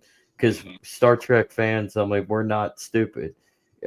We could be looking at like Lucasfilms and Disney that really just screw Star Wars fans big time. Man. Yeah, I mean, from the start of it, when Star Wars, from the start of it in 1997, when they released the special editions and they cut out Han Solo murdering Greedo. Oh man, to make him look like that's just a slap to the face right there. So I mean, at least Star Trek, you can at least say Star Trek has started coming to terms. Like they're starting to gradually say, maybe we should go with what our fans want. And I think that's why you're seeing like you're seeing shows like Lower Decks or Strange New Worlds coming out. I mean, the Section 31 movie. Let's see how that pans, because I mean, I think they're coming to terms. Trying to appeal to a newer generation of fan base, like that too. like we are from the old guard of Star Trek. Mm-hmm. You know, we came through the TOS, the TNG, the TOS movies, Mm-hmm. all the stuff in the '90s, stuff like that. That gave Star Trek what it is and stuff. Only Yeah. recent within since what's that? When did they redo the Kelvin timeline? What's that? 2009. JJ Abrams and 2009. stuff Yeah. and everything, Mm-hmm. when they kind of revamp it into a more modern and stuff and everything, then you start seeing a more modern type of way of looking at how Paramount was looking forward to um, Mm-hmm. get Star Trek out there in the mainstream, because at that time comic book movies was a big up and coming thing. Mm-hmm. I mean, you had franchises, different other little franchises and stuff like that. But Star Trek had kind of went not the way of the dodo, but it just kind of was put back on the back burner that we haven't seen since Nemesis. And Nemesis left, a different taste in a lot of people's mouth about, how it went and everything else and stuff. I can understand people's frustration about Nemesis, but I liked it for the most part and stuff. And up until the very last thing that we seen of the old Star Trek was literally Star Trek Enterprise, when it was off, when after how many seasons it was on? Four seasons. 4 seasons. Mm-hmm. After that, it was no more and stuff like that. And then it kind of some they looked at it in a sense, from what I understand, that the studio kind of took a little breather and not Mm-hmm. think about trying to keep the franchise going and stuff and everything else, because it left Nemesis kind of left a little bad taste in their mouth when it came to Yeah. big screen, and stuff. Yep. And then they have no TV shows or anything. Only when streaming services started becoming a thing, and then you start seeing these studios offering, streaming service and stuff like that. And then they like, oh, we can make our own shows and stuff and everything else and stuff, instead of Mm-hmm. having to make, syndicated shows, which is Mm-hmm. expensive. But, even though I like syndicated shows and stuff like that, it's the new age in this day and age is streaming service, you know. Dave, Yep. I don't mean to keep talking up to your time and everything But about, it's okay. we talk about Lower Decks and stuff and everything.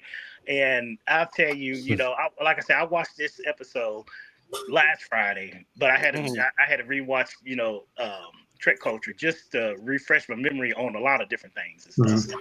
But yes, we got 3 more episodes to go, and it was a fun little hearty episode.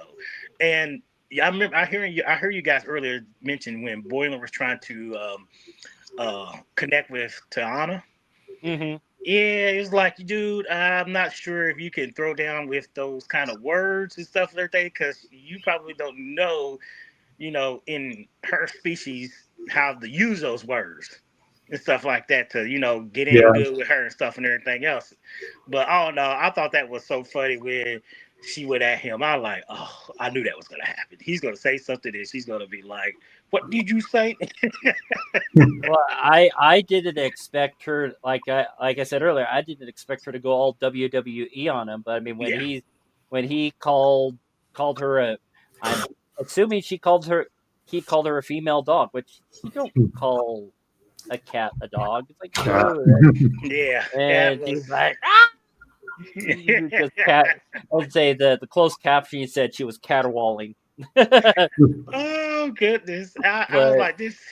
We're gonna miss a lot of these little things and stuff. That's gonna be the whole thing. Is about, oh, okay, but oh no, this season has been kind of it. I'm not saying it's been like this. Oh my god, it's been kind of like lighthearted and not something that is. You're gonna. I can't say that because we don't know with all these spatial rifts going on and stuff like that. But mhm, something that's going to be like life altering, or one of the characters that's having a life altering epiphany about things that's going on, or what's going, I don't know, but it seems kind of like they tried to end the show on a lighthearted, yeah. from what I'm guessing. I'm not just I'm just guessing they tried to make it like fun for everybody. Mm. But see, just gonna throw this up here, Katie. You've been warned. And say I'm going to be talking about some more stuff. Just like Spoiler. Do that. so Yes. some of the still images I've seen for next week's episode, well, tomorrow's episode, they look like freaking snorks. Snorks. Yeah. Oh Yeah, God. they got little coming Okay. out of it. They look like Oh. I say I don't know what's they got going for that one, so I don't know if that's going to play into the overreaching arc, but I guess we'll find out. Maybe we'll get lucky and it'll release early like it did last week because it was like 11 o'clock Mountain Time, and I was able to watch the episode. So, okay, spoiler over. Oh, the snorks. Oh my goodness. If they have something like that, I'm just gonna die. I'll be like, really? Y'all gonna take inspiration from a '80s cartoon, the Snorks? I don't know, but that's just my interpretation of it. So, but We'll see. Oh boy, that's something. That's something else. But you know, one thing too about this episode, it had me laughing when the spheres and the cubes came together. I swear, I thought, oh my god, they transform into a Megazord. Like, what is they transforming into a mega sphere and a mega cube and stuff and everything else that was as big as the Cerritos? I was like, they really did not combine. Voltron, I swear, I just literally thought of Voltron when I heard that. I was like, oh my goodness, Voltron. Zach's probably too young to remember Voltron. Well, they did. Well, Netflix did a reboot of it back about 10 years ago. Oh, yeah, they did, didn't they? Okay, yeah. Okay. But Travis and I and Phil were all of the old guard. Say we remember the OG, like early '80s Voltron anime series. Oh goodness! Oh, such a thing. You know, Trauma Films actually kind of made a. I would assume, I don't know if they were trying to do this, but if you ever seen the movie Poltergeist, yes, yeah, cult classic. I mean, Trauma, yeah, it is a cult. It's great. It's just basically a chick. It's so corny. It's joking. It's satiring. Poltergeist, and then Poltergeist, yeah, Voltron and Voltron. Yeah. And then of course you got Robot Chicken too. Well, you know, fun fact about Poltergeist, it was based on a true story from the 1950s or 60s about a family, I think in New York somewhere, and apparently the story goes that the family called in the local authorities because they couldn't explain all these, literally objects flying through the air and, just what you would think of a poltergeist and stuff and everything else. And they started looking at, and then I think they brought in psychiatrists or something, a psychologist, and they looked at the 14-year-old boy. And what they deduced is that young people during adolescence may have, unattendedly have, abilities to, do things that they're not supposed to be doing, in a sense, like, what poltergeist thing, like, things moving around or noise and stuff like that. But it's based on a real story and stuff and everything else. It was only then, I think, Steven Spielberg, who I believe was introduced by the book that was written about it, he adapted it for the movie that we know from the 1980, was it 82, 83 version and stuff like that. And that's how we got Poltergeist as a cult classic movie. Yeah. I didn't know that, actually. I always thought it was sort of based loosely off the Enfield incident. No, I learned it was based on a true story about something happened in New York in the 50s, 50s or 60s, something like that. Yeah, I was Yeah, like, okay. wow. Counter Interesting. was based on, the Holloman's Air Force Base, UFO landing and stuff. They just changed the location, changed stuff like that, and you got, Close Encounter. Yep. Another cult classic. Oh yes, Absolutely. I remember Mask, GoBots. Yes. What was the other? There was another offshoot of Mask. If you're in the Lovecraft, the Reanimator. Lovecraft. I still yet to see that movie. I should watch that one. Well, the lore of it is not necessarily Lovecraft, but the general lore of Lovecraft-esque. Are you talking about H.P. Lovecraft? Yes, and of course, the other half of the lore would be like Cthulhu. Yes, But the Reanimator, the Reanimators is basically this badass scientist. It's kind of a take back of revamping like a Frankenstein as well. Where this mad doctor experiments on bringing life back. So it's a wild movie actually. If you haven't seen it, it's one of those under the radar. Like it wasn't really mainstream out of the 80s. I think it came out in like 87, 86. A huge following on his video release. Really? Yeah. Oh wow. First time I ever heard of H.P. Lovecraft, y'all gonna laugh at me for this. There was a cartoon series called The Ghostbusters, and they actually did a thing about the Necronomicon, and I remember Ray was he was like he was the Ghostbusters expert on H.P. Lovecraft and others, during the 1920s and 30s about writing those kind of horror stories and stuff and everything. And that's the first time I ever heard of H.P. Lovecraft was back in the 80s. Jeff, I think you're right. Jeffrey Combs, I believe he's right. Yeah. Jeffrey Combs, I don't know if y'all remember. He was the first time I ever seen Jeffrey Combs. He was in a movie. I can't think of it right now. Reanimator? Yeah, he was called The Guyver. It was in the early 90s. It was called The Guyver. I don't know if y'all ever heard of that movie, but it had I've heard Mark of it. Hamill in it. And I remember seeing Jeffrey Combs in there before he made his debut on Star Trek and everything. I think it was 91 or 92, something like that. But yeah, the first time I ever remember seeing Jeffrey Combs was, a movie called The Guyver. Yes. And yes, Jeffrey Combs was the Reanimator. Reanimator, yeah. The Reanimator, okay. Sweet. Great movie though. I love it. I've never heard of that. Okay, The Reanimator.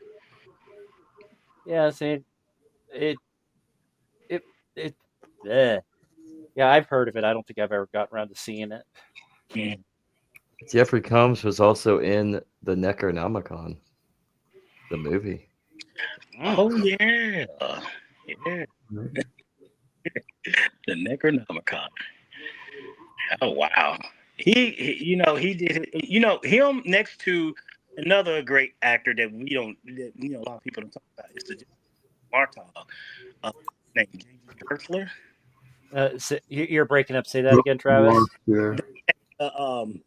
The actor like Jeffrey Combs that people don't really talk about, who played General Martov, J.G. Hertzler. Mm-hmm. He did a lot of little cameos or something. Like he played other different characters, but we know him as General Martov and stuff. But he did some things in what's that, Voyager, and I think did he appear in Enterprise? I think he played a Klingon in Enterprise. Yeah. Yes, he did. Yes. Also, an amazing cult classic right there, The Frighteners. Yeah. Never heard of that. Really? Never Michael heard J. of it. Fox. Never heard of that. It's one to write down and look up. I believe that is I believe it was actually directed by Peter Jackson, one of his early films. Wow. Another good Peter Jackson movie is Heavenly Creatures.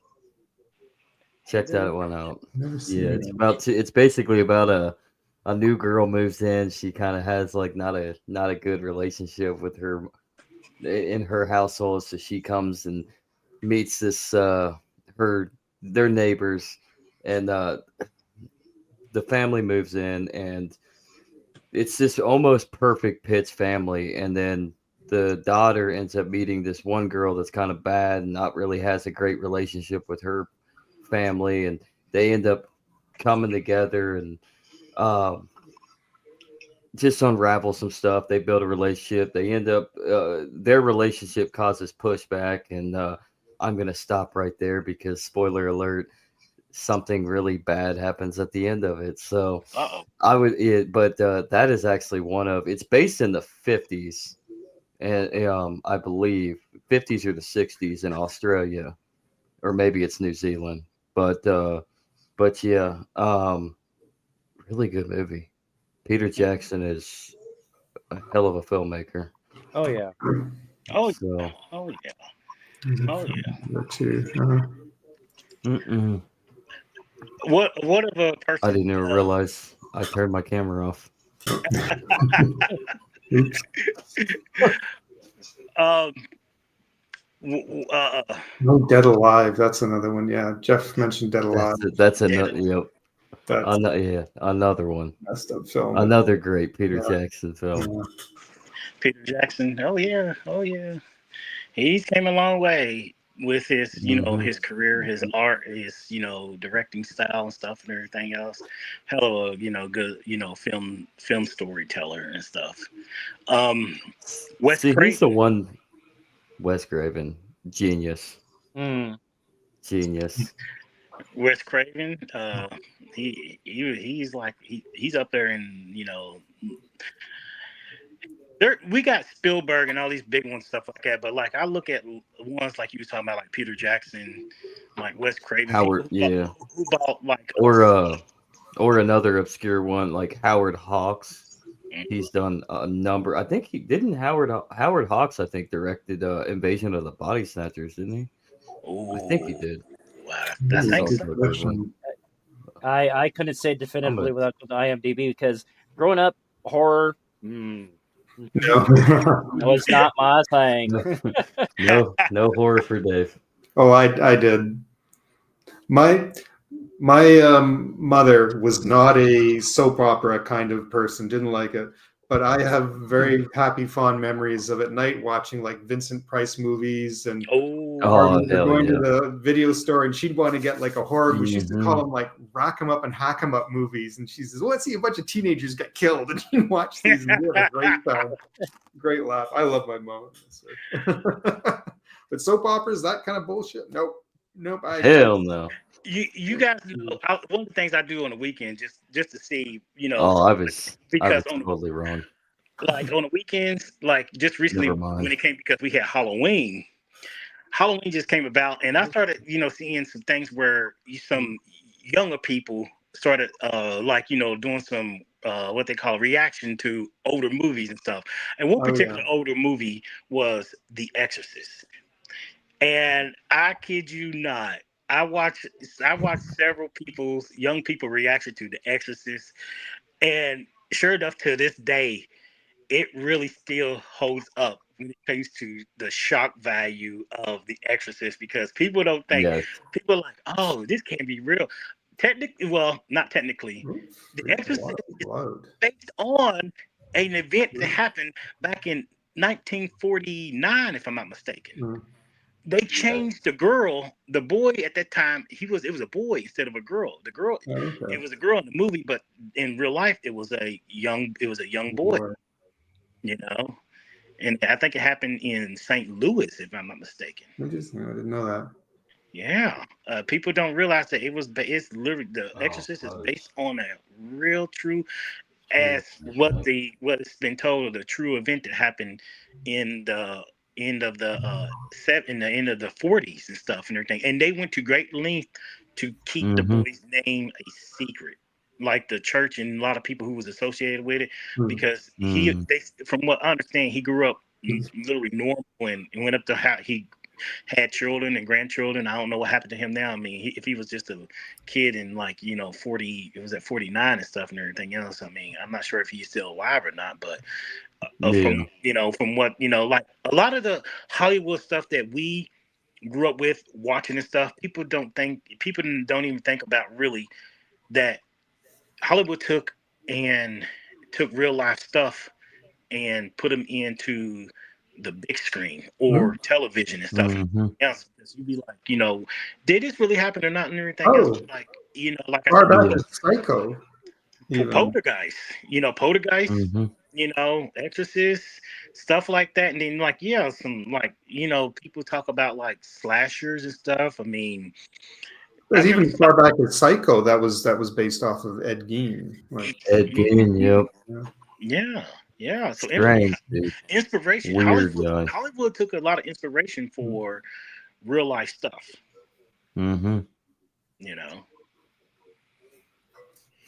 Yeah, or like Texas Chainsaw Massacre. I forget the guy's name, but it was based off a mass murder in like Iowa, I think. Like I don't think he used a chainsaw. He probably did. He may have, but he he definitely liked to chop his victims up and eat them. It was almost like another Ed Gein scenario. And I think they also took even Texas Chainsaw. They took a number of different stories. Yeah, I was going to say it was also loosely based on Ed Gein and a few other, but Ed Gein a little, with the face wearing and Some of we got way off of Star Trek.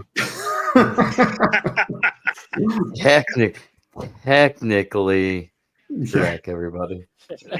Yeah, we're full. Technically, Jack. Well, I think what happened was we started talking about Jeffrey Combs, and I mean he's linked to Star Trek, and he's been in. And so I didn't know, not even realize that was him, and I just realized. Thank you for reminding me that he was in the Reanimator. That's awesome. Jeffrey Combs had a long career, just like a lot of people that we look back and we just forgot. Oh my God, I remember seeing this person before they was into something that we actually like. It's like, they did a tour. Like, okay, let me give you an example. Y'all, Zach, I don't know if you remember this, but you're probably still too young. But there was a TV show in the 80s called Night Court. I love it. Okay. There was the guy who played Dan. Reruns. His name is Dan. He played. His name is Dan. John Larroquette. John Larroquette. John Larroquette was in Star Trek 3. Yes. Yeah. Not only he was in Star Trek 3, but you know who else made an appearance on Night Court? Brent Spiner as. Yes.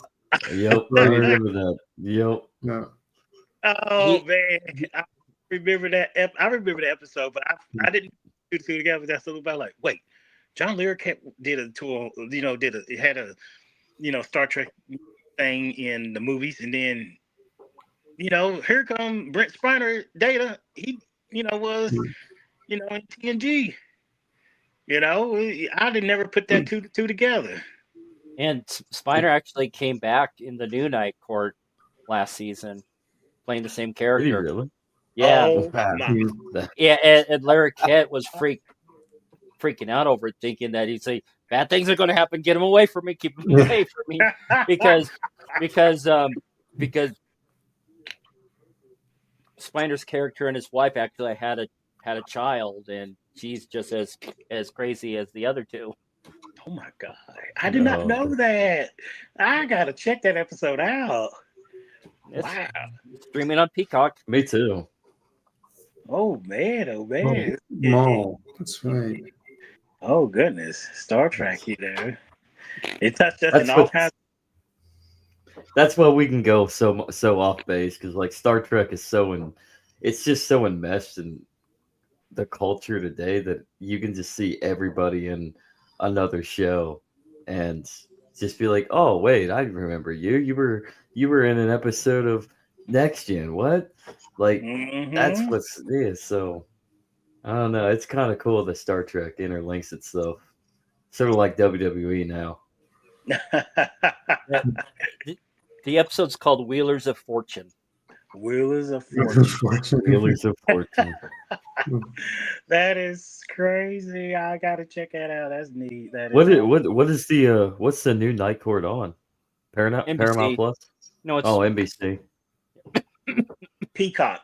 They have their streaming services Peacock. Yeah, and Melissa Rauch plays Stone's daughter. Mm-hmm. Yes, because the guy who played Harry, he passed away about 30 years ago. I don't think it was that long ago, but I don't think it was that long, but it was a while ago, I think. Yeah. But it might have been. Jeff mentioned Bull, and that was Richard Mall, and I was thinking, wasn't he also in a Star Trek somewhere? But I don't think he was. I was looking up his TV and movie career, and I didn't see anything Star Trek related. But I thought he was. You might be thinking of.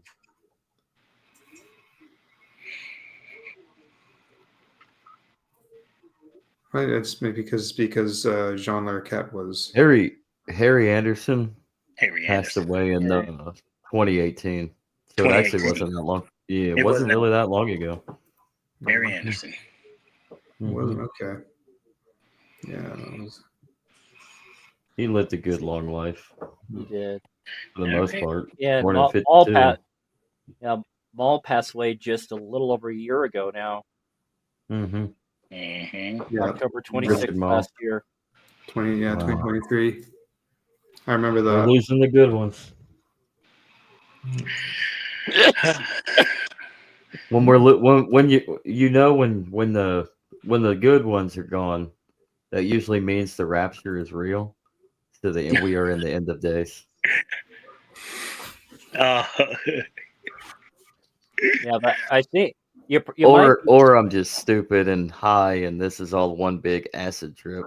So now you turn it into Chris Leffledge. Yes. Richard Mall was not in Star Trek, but he was in Buck Rogers in the 25th century. Oh, Buck Rogers. Yes. Remember that one? Okay. I remember Buck Rogers. Oh, wow. Yeah. That's a name I've heard forever. Yeah, that's an old one. Very. I really liked that. I only went 2 seasons, but I actually really liked that show. I look back now, I'll be like, people will see that, they be like, oh man, what is this corny show? They'd be like, it was so 80s. Like the hairstyles and the costumes were just Oh, I didn't realize he was in House, the horror film House. Yeah. House. He was also in the first episode of Highlander, the series. Oh, all right. Okay. Yeah. Man, oh man. Oh wow. I was gonna say too, it just hit me because I was gonna mention it earlier, but it just now I lost track of it. There was a movie franchise it came out in the late 70s. I can't remember, but it was called Phantasm. Anybody ever remember hearing wow. Phantasm 1, Phantasm 2, Phantasm 3, 4. Oh my god. It's been years. Yeah, I don't remember oh wow. The Phantasm franchise. And I always thought the tall man was the creepiest character I have ever seen. When I was like, oh no, he used to give me the creeps. And I look back, I'm like, man, this show really scared me as a kid. Next to a movie that Jamie Lee Curtis was in called The Fog. Oh, The Fog is favorite horror movies out of the 80s. Yeah. One of the best movies. Yeah. That's one of the best horror films. And it's like, one of my Lyft customers recently made a comment about that movie earlier this week because The Fog was just freaking pea soup. You couldn't see more than like 50 yards ahead of you. Oh, yeah, it was pretty bad. Oh man, and you start thinking too. Oh man, that movie, The Fall. Oh, Yeah. yes, Jeff. It scared me too as a kid. And the Oh, music to that Yes. too, which was really similar to Halloween, because I think it was what's his name also wrote the music, the guy who directed it. Oh yeah, John Carpenter. John Carpenter also wrote the Yeah, music. But John yeah. Carpenter's a legend. oh, Yeah, That's the thing about the '80s, man. This is just retitled this '80s Yeah. extravaganza. yeah, But the yeah, '80s was literally the best decade. I mean, it is so Movies, it underrated. was. It- You go to movies and just see something new every time. It was like there was Mhm. very little as far as remakes, sequels. Maybe they started cranking up, but remakes and that it was all like new, fresh stuff. in the Mhm. early '80s, from 1980 to '85, even getting into the late '80s, uh, Hollywood touched on a lot of things that wasn't just horror movies, but they did sci-fi movies. They did comedy Mhm. movies. Mhm. Y'all remember National Lampoon, Chubby Yep. Chase, a lot. I can't even think of her name. Beverly D'Angelo and stuff and everything. Mhm. Eddie Murphy in Beverly Hills Cop, stuff Oh, like that. yeah. They had from 1980 to '85. They had some really iconic movies, and then in Mhm. '85 came one of the most biggest, even still to this day, young people are still watching and never seen it. Back to the Future. Mhm. Yep. You Yep. know, and people are just in awe of like how how 80s movies were and stuff. Like, yeah, 90s had some good movies and stuff, but you look back, people like, oh my goodness, Mhm. 80s was an interesting time when Hollywood was making these movies at a different time and age and stuff, and they still are holding up to this day, Yeah. among people who are spoiled by CGI. And people Yep. look back and they be like, that was a really good movie for its time. It's been Yep. 40 years.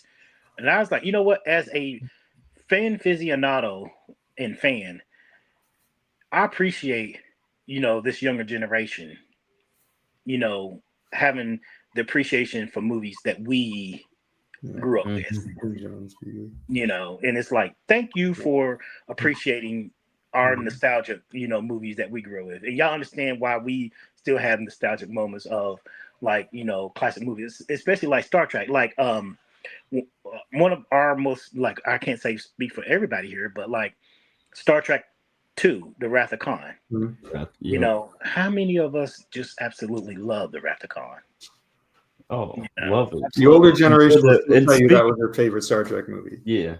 2 and And 4 the are and kind of the the two that are up there, yeah, with that and generation. what's great about the newer generation is with the J.J. Abrams, you can get a kind of a rehash with Star Trek Into Darkness, which is basically it. Well, it is Wrath of Khan, and then some of them could go deeper into the rabbit hole and unveil that the original Star Trek 2 Wrath of Khan and be like, oh wait, hold up, and kind of get a comparison contrast. So you open up that avenue for them to get into Star Trek further Yeah. down and into the past. Yeah, that's true. yeah. If you ever But want to have a good laugh, go on YouTube and watch. Just think of like an old movie and watch some young people who are watching it for the first time. I've watched some people like watching Star Trek 2 for the first time and not knowing the ending and bawling their eyes out when Spock dies. It's just like, I Oh love yeah, it. Love it. Love it. I didn't know that was and, going to happen. Exactly. Oh, and you then go watch the new one, and then it's Kirk that dies. Yeah. yeah, I But then cried at don't worry, that. he comes back pretty What'd you quickly. say? Yeah, but he's just like, No, Tribbles, into dark in Into Darkness when I first saw it in the theater when Kirk died, I cried. Oh, okay. Yeah, yeah. But no, 'Cause you don't Jeff, expect it. yeah, I wasn't expecting that. Yeah, you don't expect it. Then of course, yeah, Spock doing the con. It's just like The just like, oh god. that was but no, iconic. Jeff mentioned it earlier, and it's just kind of funny that he threw out Max Headroom. They say that was Matt Fewer, which was played in A Matter of Time in Next crazy. Generation, which I'm thinking Yeah. you were thinking of Richard Mall at the time. Yes. Yeah, say, but I have that to admit, that he role drove that me role was crazy. original. Well, yeah, let me fit that role was originally written for Robin Williams, Oh, that but makes sense. he wasn't Wow. available, so they got Matt Fuhrer. Oh Hmm. wow. Didn't know Yeah, that. Yeah, Okay. I'm like 99% sure on that. So let Mhm. me just double check the IMDb. You go ahead. Yeah, there it is. Robin Williams, longtime Star Trek fan, had opted for the role for the professor. Yeah, saying so. Yes, right. he had to opt out. Yeah, he because I think like another commitment at the time of the Yeah. film. Yeah. Yeah. He was Hook, if I'm not mistaken. Because I remember hearing that. Mhm. It was Hook that he Well, let's kind of did go see if something. I can. Let's see here. But you're gonna say something, Phil? Oh, just that character. I know a lot of people love Max Headroom, and I'm probably the minority. He drove me crazy. I don't know why. I mean, he's very much a symbol of the '80s, and I respect that. But man, I hated the that thing when it came out. the 80s had some crazy TV shows that didn't Oh last yeah, long. They had some pretty, out, wild, crazy shows back then. Neighbor on Honey I Shrunk the Kids. Yeah. Yeah, say, but yeah, not with just like visual media. Excuse me. Like the '80s had some of the best music out of in in my lifetime. I say there's like some '90s music okay, it's saying, but it's kind of Y'all noticed too a lot of artists with some of their music that they released was basically the soundtrack of a lot of movies too. A lot of movie soundtracks was Yep.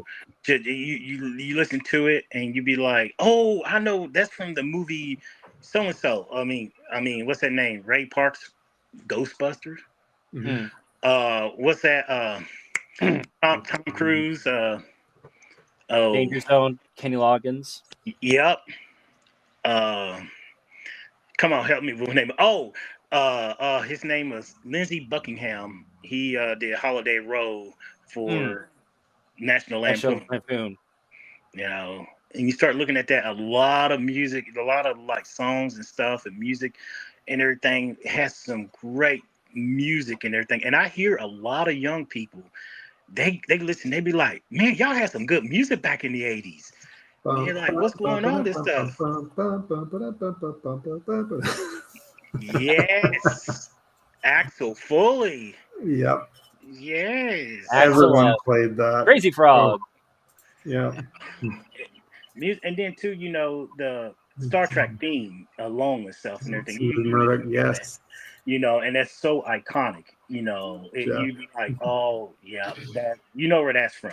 Yeah. That score of Star Trek. Dwight Schultz. Yeah.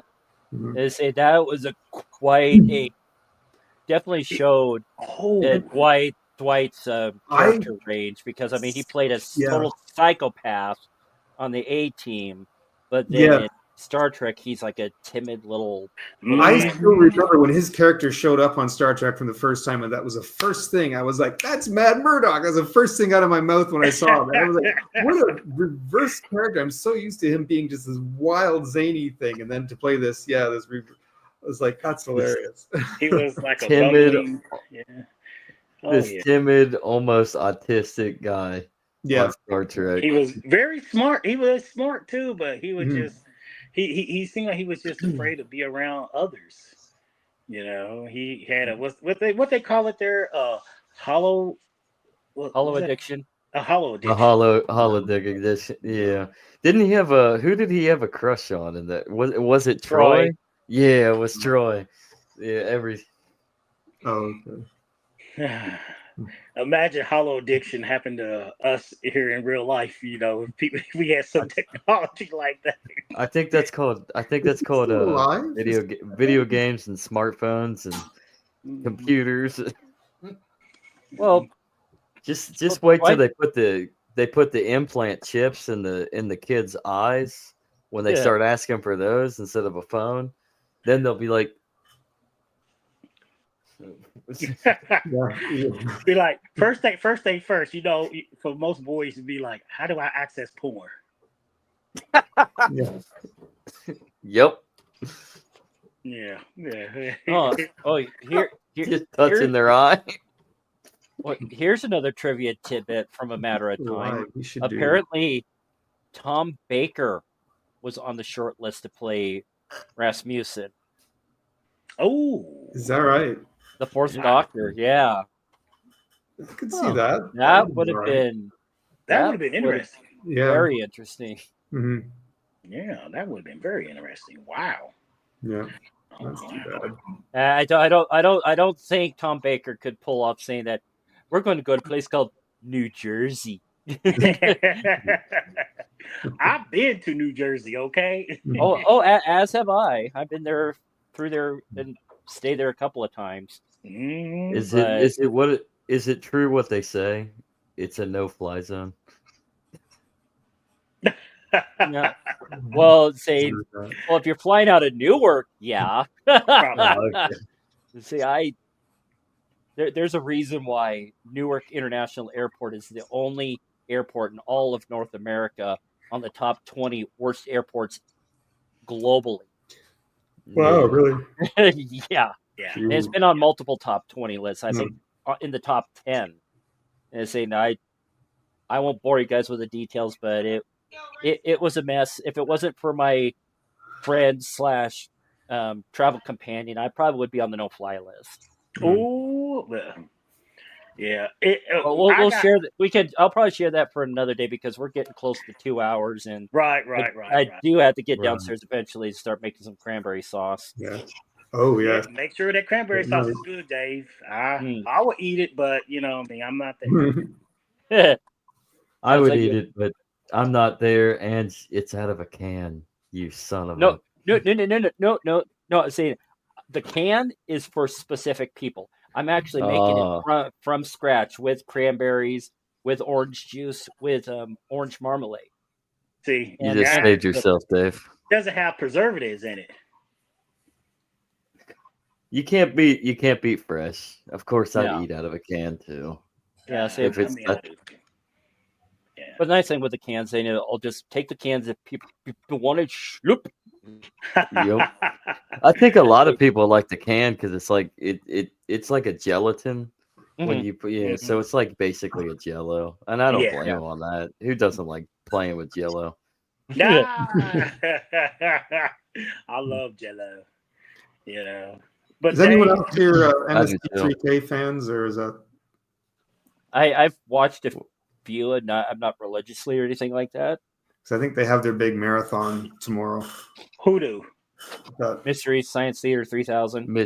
Yeah. They have their Turkey Day marathon. So what's the marathon on? They usually select about 5 or 6 episodes or more. Run all day. Where can you watch it? 48 hours. My roommate said 48 hours worth of episodes. Yeah. Where do you watch it at, Phil? I think you can actually watch it right on YouTube. I think. Oh, really? Yeah, I think it's at a few places. I think you can get it. I think that's also on Twitch. I think on YouTube. YouTube even have like a forever-a-thon too. They run constant. Like their own channel. They run them. But Turkey Day was always kind of a special thing they did for Thanksgiving every year, and people would vote their favorite episodes, and they would. That's pretty neat. That's sick. So, that is neat. That is. Guys, this was fun. Dave, I know you got to get going. It's been 2 hours. We've been discussing lower decks and stuff and everything, and it's been a pleasure. I'm glad I was able to actually stay this long because I don't hardly ever get to stay long and stuff because of my schedule and everything. But when I get back to work, I will only have 3 more weeks, and then I will have like a 2-week period of off work and stuff. Nice. So. Yeah. But I'm glad you guys could stick around. Thanks those who are watching. Because of my little snafu at the beginning of the episode, putting on the wrong credits, I'm going to have some closing credits with what should have been the opening credits. All right, that's fair. So until next week, everybody, and let's see here. Good night. Peace and long life.